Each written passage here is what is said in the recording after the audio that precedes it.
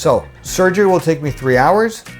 You getting back to work is 10 to 14 days. 1 month of protecting the booty like gold. If you do get the fat grafting by laying on your side, no big deal. Put a pillow underneath your legs, no big deal. Or you just lean forward.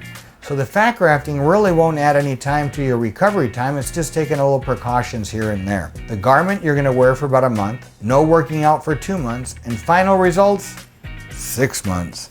You always gotta give me about 6 months for everything to tighten up and to give you my final results. In the beginning, after this procedure, you may weigh more because you're swollen. Don't freak out. Clothes may not fit you. Don't freak out. You're swollen. I mean, people can gain as much as 10, 15, 20 pounds right after surgery because of the fluid. All that goes away and it comes down pretty quickly within 2 weeks. But don't freak out. Your body will look tremendously different for sure, but you just got to be patient with me in terms of the final results.